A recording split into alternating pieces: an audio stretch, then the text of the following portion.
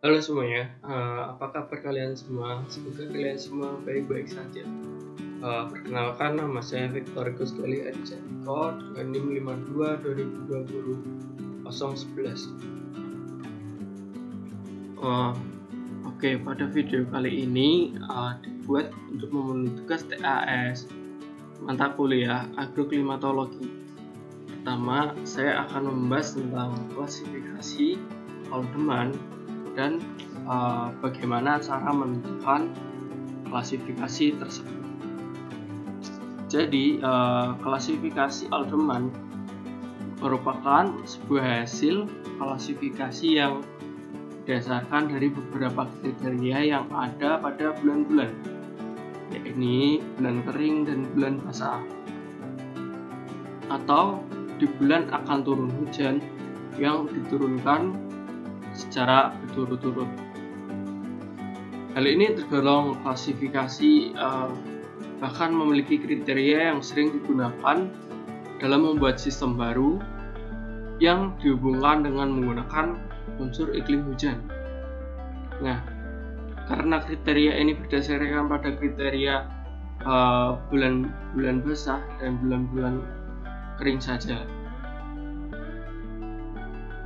Klasifikasi ini berguna untuk keperluan bahan pertanian dan membuat sistem baru yang didasarkan dari berbagai konsep. Nah, berikut konsepnya. Konsep bulan basah yaitu bulan dengan rata-rata curah hujan lebih dari 200 mm dari permukaan laut. Kemudian ada konsep bulan lembab, itu bulan dengan rata-rata curah hujan 100 sampai dengan 200 mm dari permukaan darat.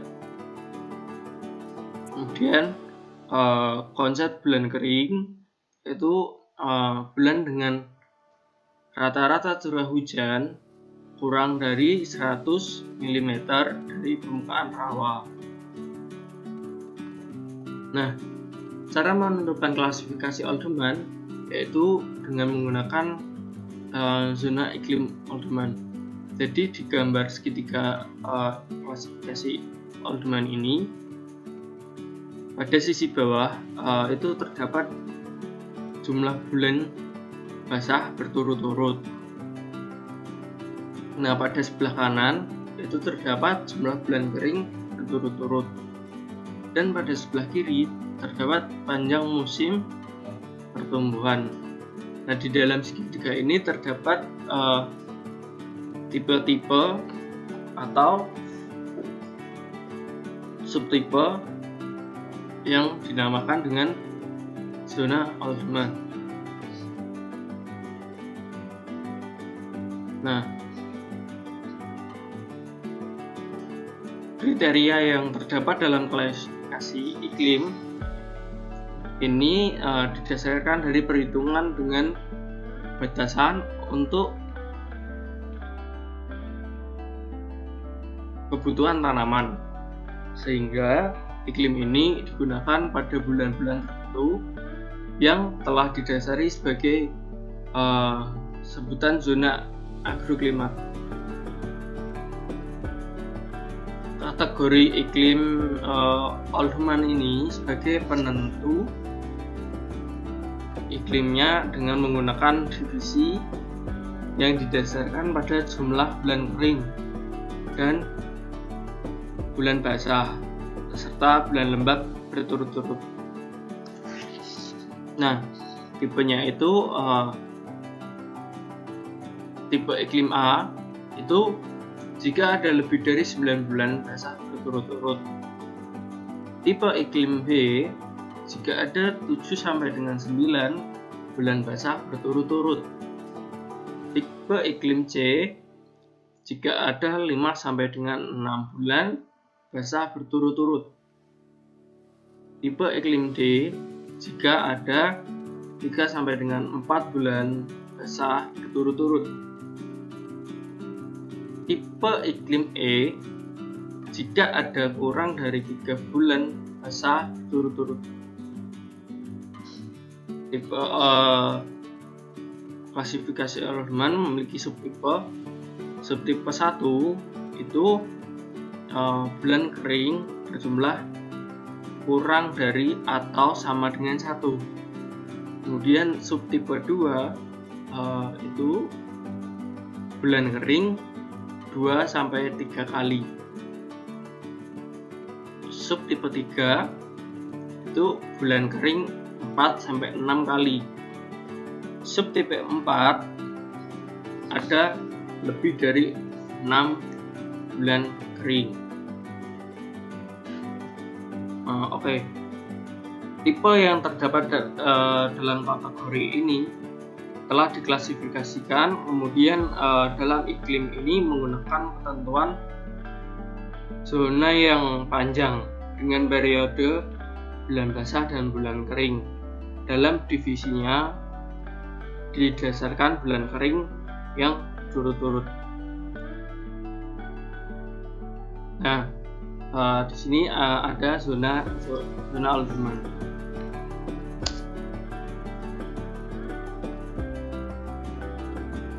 Zona A1 dan A2 sesuai untuk budidaya padi terus-menerus, namun produksinya rendah karena kerapatan fluks matahari sepanjang tahun. Kemudian ada zona B1, yaitu sesuai dengan perencanaan awam.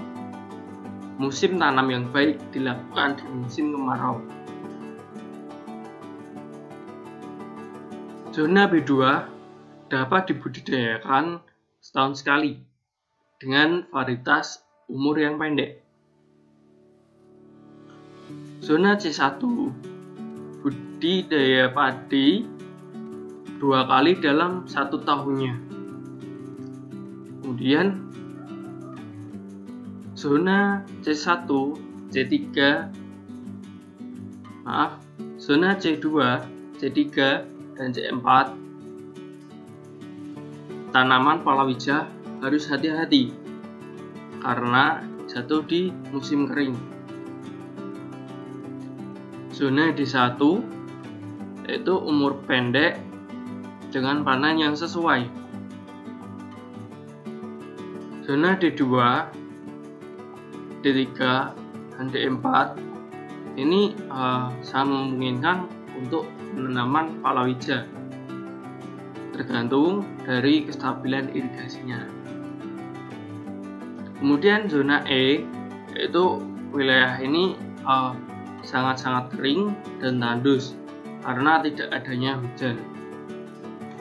Nah, dari beberapa zona kriteria tersebut, maka kita dapat membuat klasifikasi tipe iklim di suatu daerah tertentu yang memiliki cukup banyak hujan dan dapat digunakan sebagai lahan pertanian sehingga memperoleh hasil yang cukup banyak. Kemudian yang kedua, saya akan menjelaskan tentang klasifikasi Smith-Ferguson. Smith-Ferguson mengklasifikasikan iklim berdasarkan jumlah rata-rata bulan kering dan jumlah rata-rata bulan basah. Suatu bulan disebut bulan kering jika dalam satu bulan terjadi curah hujan kurang dari 60 mm. Disebut bulan basah jika dalam satu bulan curah hujannya lebih dari 100 mm. Nah, iklim Smith-Ferguson sering juga disebut dengan Ki model karena didasarkan atas nilai Ki. Nilai Ki merupakan perbandingan jumlah rata-rata bulan kering dengan jumlah rata-rata bulan basah. nilai Q dirumuskan sebagai berikut. Nah, berikut adalah nilai Q dan rumusnya, yaitu Q sama dengan jumlah rata-rata bulan kering per jumlah rata-rata bulan basah.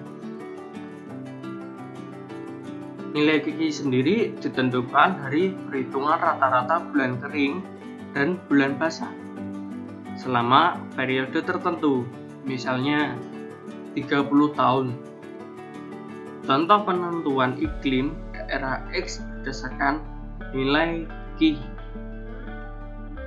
Nah, mari kita. Nah, contohnya, selama 30 tahun jumlah rata-rata bulan kering sama dengan 2 dan jumlah rata-rata bulan basahnya sama dengan 8. Nah, kita masukkan Q sama dengan 2/8 sama dengan 0,25. Berdasarkan klasifikasi iklim Smith-Ferguson, daerah X dengan nilai Q 0,25 termasuk beriklim B atau basah. Nah, berikut adalah klasifikasi iklim menurut Smith-Ferguson. Tipe iklim A, nilai Q-nya 0 kurang dari Q kurang dari 0,143. Keterangannya sangat basah. Tipe iklim B 0,143 kurang dari Q kurang dari 0,33. Keterangannya basah. Tipe iklim C 0,333 kurang dari Q kurang dari 0,600 dengan keterangan agak basah. Kemudian tipe iklim D 0,600 kurang dari Q kurang dari 1000 dengan keterangan sedang. Tipe iklim E itu 1000 kurang dari Q kurang dari 1000,670 dengan keterangan agak kering. Kemudian tipe iklim F 1,670 kurang dari Q kurang dari 3000. Keterangannya kering. Tipe iklim G 3000 kurang dari Q kurang dari 7000. Keterangannya sangat kering. Kemudian tipe iklim H dengan nilai Q 7000 kurang dari Q, yaitu sangat-sangat kering atau luar biasa kering.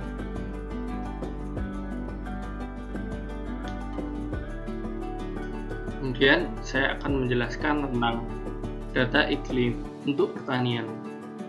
Nah,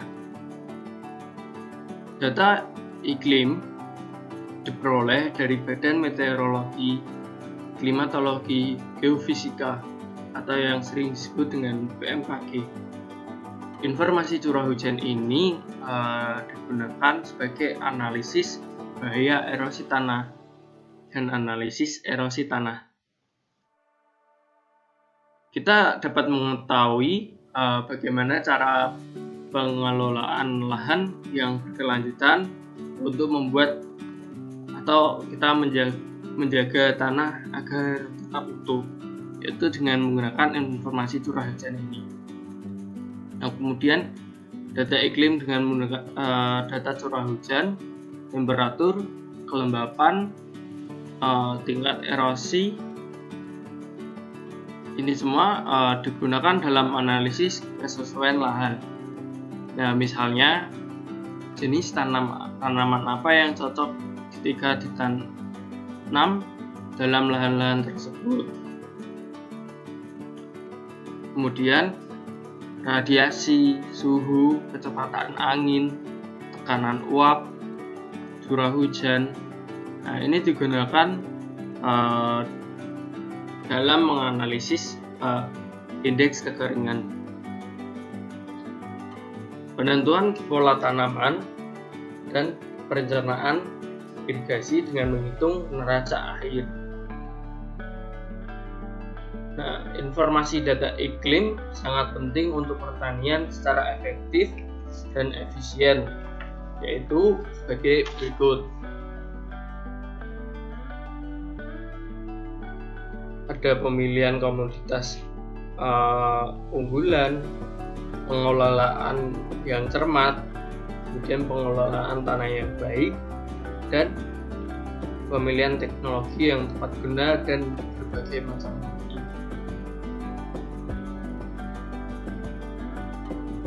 Kemudian perubahan iklim dengan pertanian. Iklim sendiri merupakan rata-rata cuaca di mana merupakan keadaan atmosfer pada suatu saat dan waktu tertentu. Iklim didefinisikan sebagai ukuran rata-rata dan variabilitas kuantitas yang relevan dari variabel tertentu seperti temperatur, curah hujan, atau angin dalam periode waktu tertentu yang merentang dari bulan hingga tahunan atau jutaan tahun. Nah, iklim tersebut berubah secara terus-menerus karena interaksi antara komponen-komponen dan faktor eksternal seperti erupsi vulkanik, variasi sinar matahari, kemudian ada faktor-faktor yang disebabkan oleh kegiatan manusia seperti contohnya perubahan penggunaan lahan dan penggunaan bahan bakar fosil.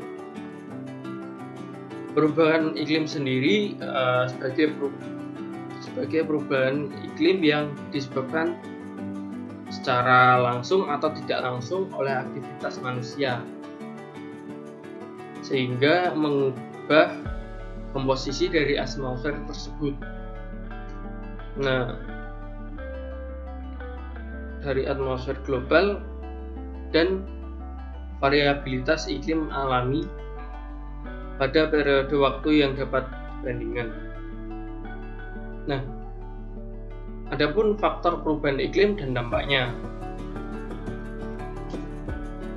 Faktor perubahan iklimnya efek gas rumah kaca, pemanasan global, kerusakan lapisan ozon, kerusakan fungsi hutan, penggunaan CFC yang tidak terkontrol, dan gas buang industri. Dampak dari perubahan iklim itu salah satunya yaitu menurunnya kualitas dan kuantitas hutan, meningkatkan gas rumah kaca karena deforestasi, berkurangnya area pertanian, menurunnya produktivitas pertanian, menurunnya kualitas air, kemudian perubahan habitat dan punahnya spesies, dan masih banyak lagi. Nah, pada sektor pertanian, dampak langsung dan tidak langsung dari perubahan iklim terbagi menjadi dua, yaitu ada dampak biofisika. Contohnya, efek fisiologis pada tanaman, hutan, dan ternak. Kemudian ada perubahan lahan dan sumber daya lahan dan air, meningkatnya gangguan guna dan penyakit. Kemudian dampak sosial ekonomi itu turunnya produktivitas dan produksi, penurunan marginal GDP sektor pertanian, fluktuasi harga pasar internasional, kemudian perubahan distribusi geografis perdagangan.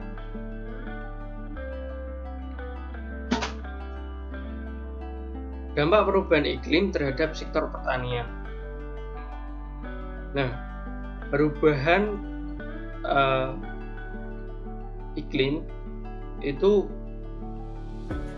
membuat produktivitas turun karena meningkatnya cekaman lingkungan,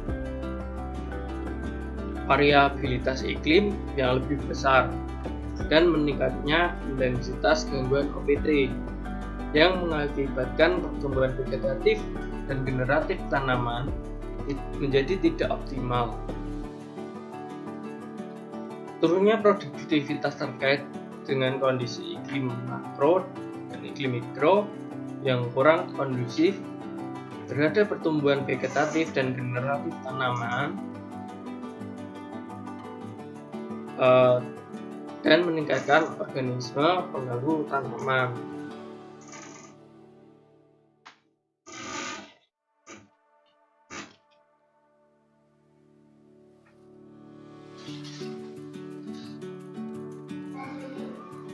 Selanjutnya, saya akan menjelaskan tentang adaptasi dan mitigasi. Nah, adaptasi diartikan sebagai upaya penyesuaian diri terhadap lingkungannya. Prosesnya dilakukan dengan merespon perubahan agar tetap dapat bertahan. Adaptasi sendiri merupakan bagaimana cara organisme mengatasi tekanan lingkungan untuk dapat bertahan hidup. Organisme yang dapat beradaptasi dengan lingkungannya, mereka mampu memperoleh air, udara, nutrisi, dan lain-lain. Selanjutnya, organisme akan mampu mengatasi kondisi fisik lingkungannya seperti temperatur dan cahaya. Nah, kemudian mitigasi itu merupakan upaya mengurangi dampak kerusakan lingkungan yang diakibatkan oleh bencana alam. Nah, mitigasi merupakan serangkaian upaya untuk mengurangi resiko bencana, baik dengan melakukan pembangunan fisik maupun penyadaran dan peningkatan kemampuan menghadapi ancaman bencana. Nah, contoh adaptasi perubahan iklim di bidang pertanian dalam produksi pangan. Yang pertama, mengembangkan varietas tanaman yang lebih toleran terhadap panas, kekeringan, banjir, dan hujan lebat. Kemudian contoh yang kedua yaitu memberikan lebih banyak peneduh atap, aliran udara di lumbung pangan untuk melindungi hasil panen ketika musim panas di mana suhu menjadi lebih tinggi. Contoh adaptasi perubahan iklim tingkat ekosistem. Yang pertama yaitu melindungi, memperluas habitat satwa liar untuk memungkinkan spesies bermigrasi karena perubahan iklim. Yang kedua, mengurangi populasi, kerusakan habitat, penggundulan hutan, alih fungsi hutan. Ancaman lainnya yang membuat ekosistem lebih rentan terhadap perubahan iklim. Menjaga hutan agar tetap lestari berarti sama dengan merawat berbagai manfaat hutan bagi manusia. Contoh mitigasi. Nah, mitigasi perubahan iklim di pantai yaitu dengan melestarikan lahan basah, kemudian ruang terbuka untuk melindungi masyarakat pesisir dari banjir, erosi, badai, kenaikan permukaan air laut, dan tsunami. Kemudian yang kedua yaitu meningkatkan perencanaan evakuasi bagi daerah dataran rendah ketika terjadi gelombang badai atau banjir. Nah, tindakan apa yang perlu kita lakukan dalam dunia pertanian? Proses adaptasi yang dilakukan untuk mengatasi perubahan iklim pada sektor pertanian dengan cara melihat kondisi cuaca dan kondisi lahan ketika pertama kali melakukan proses tanam. Proses mitigasi yang dilakukan untuk mengatasi perubahan iklim pada sektor pertanian dengan cara mengimplementasikan pertanian organik dan pertanian terintegrasi. Kedua, proses adaptasi dan mitigasi bertujuan untuk mengatasi perubahan iklim sebagai salah satu pembangunan berkelanjutan. Pembangunan berkelanjutan yang tepat pada proses adaptasi dan mitigasi adalah dengan menggunakan pendekatan integratif yang mengutamakan keterkaitan antar manusia dan alam. Nah, di bidang pertanian, salah satu penyebab yang turut serta menyumbang emisi gas rumah kaca yaitu dengan melakukan pembakaran sekam, kemudian dengan kegiatan pemupukan, pelapukan, dan proses respirasi. Oleh karena itu, proyek mitigasi untuk sektor pertanian mempunyai fokus pada penerapan teknologi budidaya tanaman, pemanfaatan pupuk organik, penerapan bioenergi dan kompos, kemudian serta penggunaan teknologi biogas dan pakan untuk bisa membantu mengurangi emisi gas rumah kaca. Sekian presentasi dari saya. Bila ada ucap kata yang kurang berkenan mohon dimaafkan. Terima kasih telah menonton.